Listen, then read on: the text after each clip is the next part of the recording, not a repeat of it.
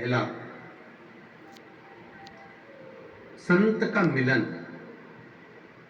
गुरु का मिलन, संत का मिलन, तपस्वी का मिलन, कोई भगवान का अविरल भक्त हो उसका मिलन।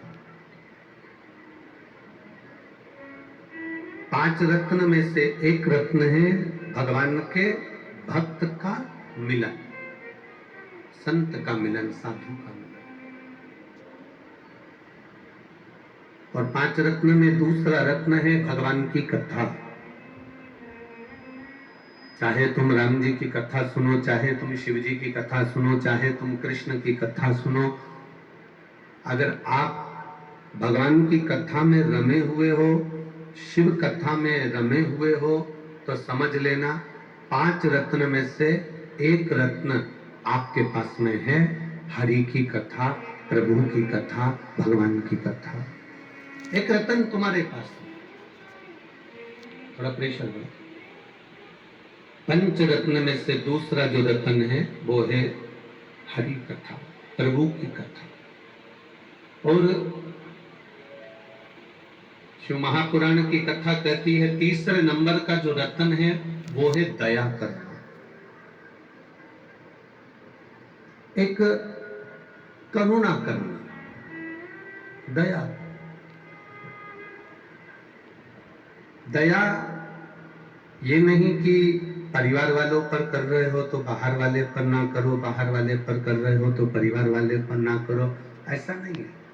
दया ये नहीं देखी जाती कि ये घर का है कि बाहर का है।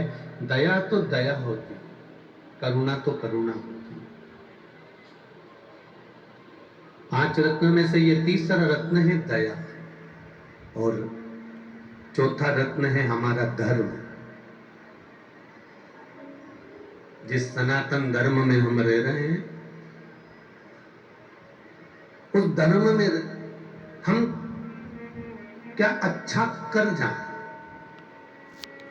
उस धर्म में हम क्या अच्छा कर सकते हैं और क्या अच्छा कर दें, ये धर्म की रक्षा कैसे हो सके। हम लोग अपने अपनी भाषाओं में कहते हैं धर्म की जय हो, अधर्म का नाश हो, प्राणियों में और विश्व का कल्याण। अर्थात धर्म की रक्षा की बात भी अगर कोई कहे तो समझ लो कि वो 5 रत्न में से एक रत्न है हमारा। और 5वें नंबर का रत्न है उपकार कर देना।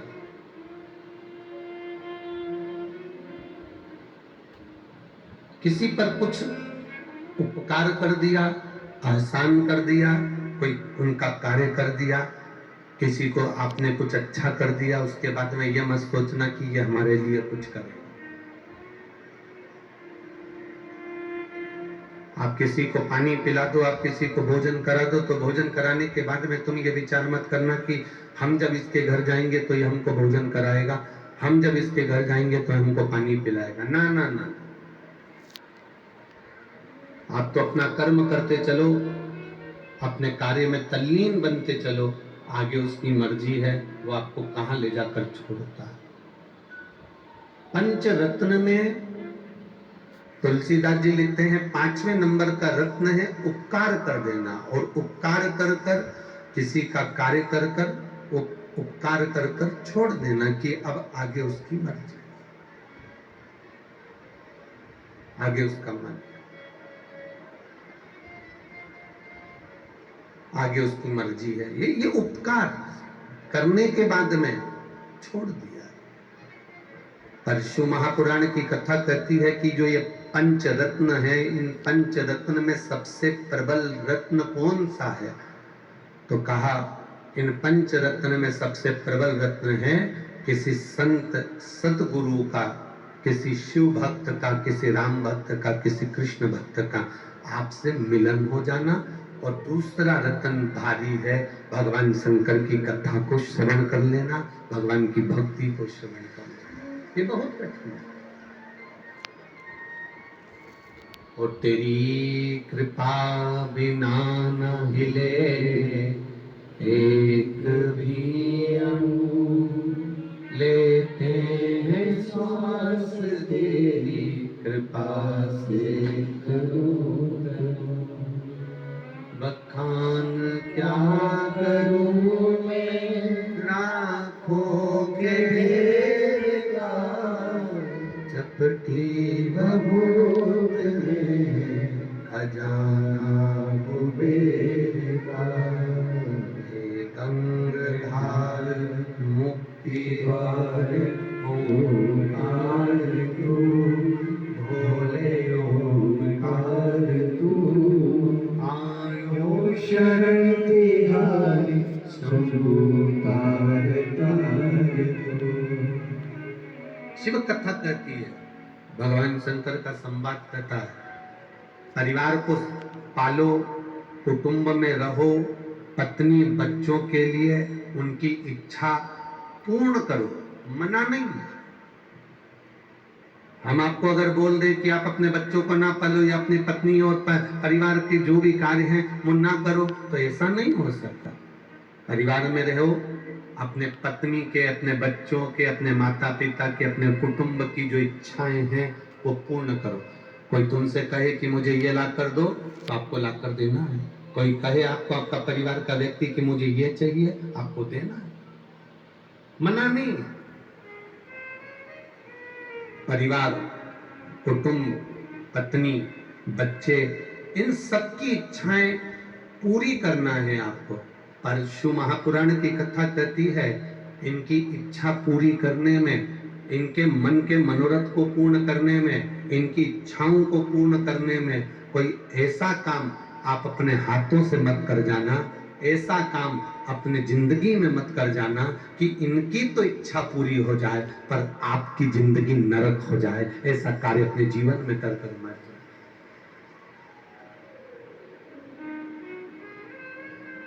ऐसा कार्य कर कर मत जाना कि मालूम पड़े कि इनकी तो इच्छा पूरी हो गई। पत्नी ने कहा मुझे ये ला कर दो, तुमने ला कर दे दिया। बच्चों ने कहा मुझे ये ला कर दो, तुमने ला कर दे दिया। किसी ने कहा मुझे ये ला कर दो, तुमने ला कर दे दिया। इनकी तो इच्छा पूरी हो गई, इन्होंने तो कह दिया पापा मुझे ये चाहिए, मम्मी मुझे ये चाहिए, बेटा ने कहा, पत्नी ने कहा, स्वामी मुझे ये चाहिए। सबने कहा, कुटुंब वालों ने, परिवार वालों ने, सबने कहा हमको ये ला कर दो, हमको ये चाहिए। ऐसा ना हो जाए कि इनकी इच्छा पूरी करते करते करते करते करते करते एक सीमा ऐसी हो जाती है, एक समय ऐसा आ जाता है कि इनकी इच्छा पूरी करते करते करते करते हम गलत काम कर बैठते हैं। हम चोरी कर लिए, हम अपशब्द कह दिए, हम ताने दे दिए, अपने सिग्नेचर का अपने दुरुपयोग कर लिया, अपने शब्दों का हमने दुरुपयोग कर लिया, अपनी वाणी का हमने दुरुपयोग कर लिया। कहीं हमने इनकी इच्छा पूरी करते करते 1 रुपए की वस्तु को 10 रुपए में ना कर देना। महाराज, शिव महापुराण की कथा कहती है, अपने परिवार, अपने कुटुंब, अपने इष्ट की, अपने साथियों की इच्छा पूरी करने में कहीं तुम अहित ना कर जाओ। और जिस दिन इच्छा पूरी करते करते मालूम पड़े तुम गलत पथ पर चल बैठे, इच्छा पूरी करते करते तुम गलत मार्ग पर निकल गए, तो इनकी तो इच्छा पूरी हो जाएगी पर आपकी संपूर्ण जिंदगी नरक हो जाएगी। इसलिए इससे बचने का प्रयास करो। बिंदु और देवराज के साथ में हुआ क्या था? हुआ क्या था? बिंदु नाम का ब्राह्मण कुल में जन्म ले लिया। बिंदु नाम का ब्राह्मण कुल में जन्म लेने के बाद अच्छी सुंदर पत्नी मिल गई। सुंदर पत्नी, कहते हैं बिंदु की जो धर्म पत्नी थी इतनी सुंदर थी कि देवलोक की अप्सराएं उसके सामने फीकी थी। वो इतनी सुंदर, चंचुला इतनी सुंदर थी, बिंदु की धर्मपत्नी इतनी सुंदर थी। और शास्त्र कहता है कि बिंदु की पत्नी इतनी सुंदर होने के बाद भी बिंदु एक बार एक मार्ग से निकल कर जा रहा था। उस मार्ग में वो चोरी का थोड़ा सा धन लेकर जा रहा था और उस मार्ग से निकलते निकलते निकलते निकलते उसको सामने एक सुंदर स्त्री नजर आ गई।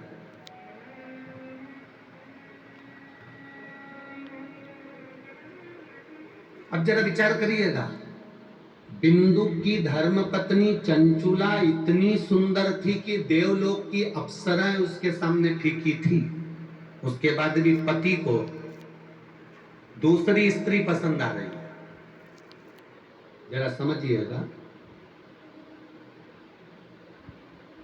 कई माताएं हमसे प्रश्न करती हैं, जीजियों आपका वो प्रश्न का उत्तर थोड़ा सा ध्यान दीजिएगा। कई माताएं प्रश्न करती हैं, कई जीजियां प्रश्न करती हैं, कई माताएं प्रश्न कि गुरुजी एक बात बताओ, कई कई पुरुषों की पत्नियां इतनी सुंदर होती है, इतनी सुंदर होती है,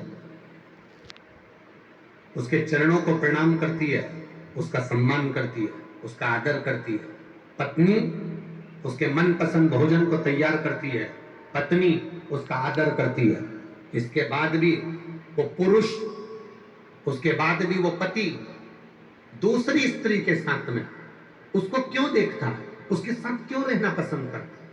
कारण क्या है? जब चंचुला इतनी सुंदर थी कि देवलोक की अप्सराएं उसके सामने फीकी थी,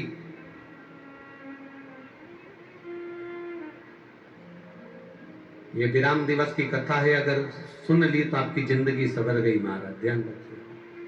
चंचुला इतनी सुंदर थी कि देवलोक की अप्सराएं फीकी थी।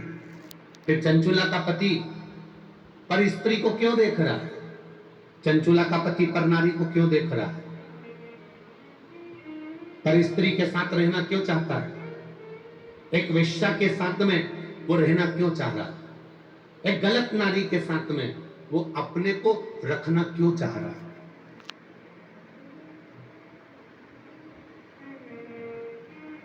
जब इतनी सुंदर धर्म पत्नी है तो फिर क्यों दूसरी जगह जाना, क्यों दूसरे को देखना?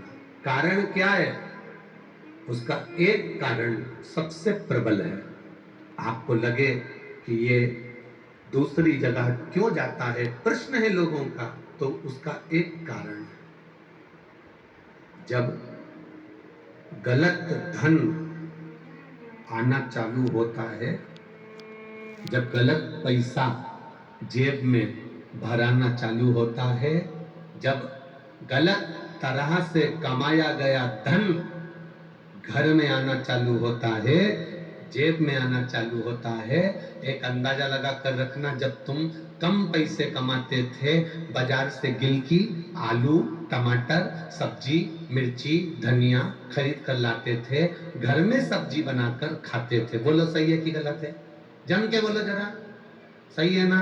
अब मालूम पड़े तुम्हारा व्यापार बढ़ गया, तुम्हारे पास में पैसे की आवक बढ़ गई, अब तुम क्या करते हो?